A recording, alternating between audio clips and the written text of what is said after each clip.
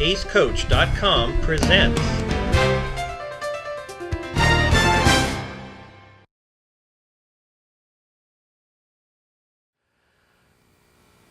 Today, we're going to look at Eugenie Bouchard's backhand.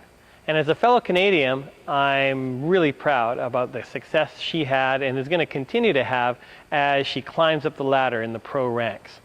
And we're going to look at one of the tools that she uses to perform at top levels that you can actually employ as well. Now, the first principle to understand is that you don't have a backhand ground stroke.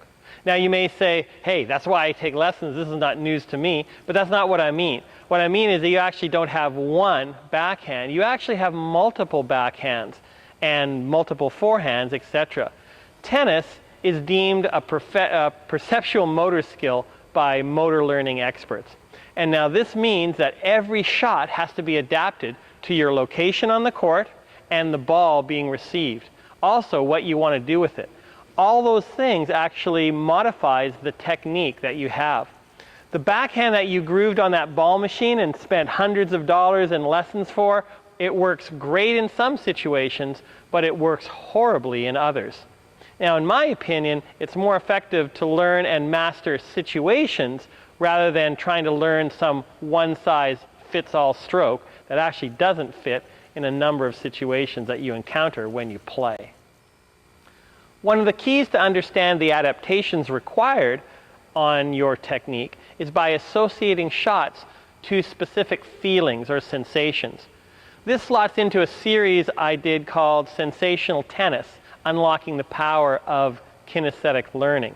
And it's just about understanding that different strokes have different sensations and feelings that your body has to try to achieve. Now, in the series Sensational Tennis, what we did is classify three categories of feelings. There are feelings that you want to add pace to the ball, feelings that you want to just maintain pace of the ball, and also feelings that you want to take pace off the ball. Those are our three key categories. As we look at Eugenie's backhand, she's mastered an advanced stroke sensation called a jab feeling. Now, the jab is a specific adaptation to be successful when you're receiving a fast ball. You're prioritizing a compact swing and a controlled racket path. However, you're also trying to add some pace to the ball. So it's not rallying, it's not defending, it's not actually attacking, but it's rather a phase that I call countering.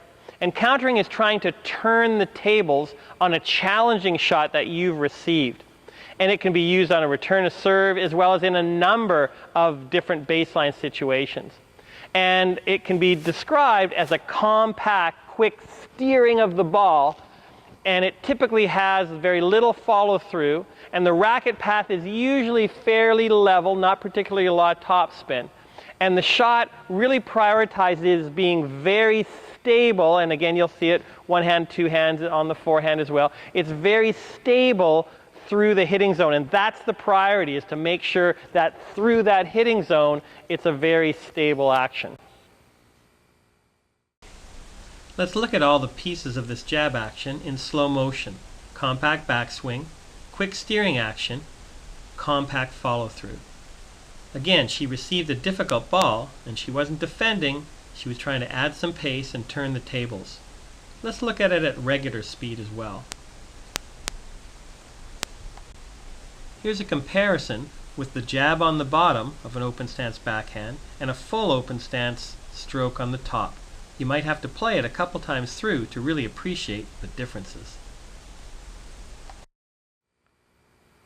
Now, keep in mind that when you see her do this shot, it's not a mistake. She's not actually wanting to do a full backhand with a full follow-through and she just failed. She's actually prioritizing a specific motion geared to accomplish what she wants in a specific situation.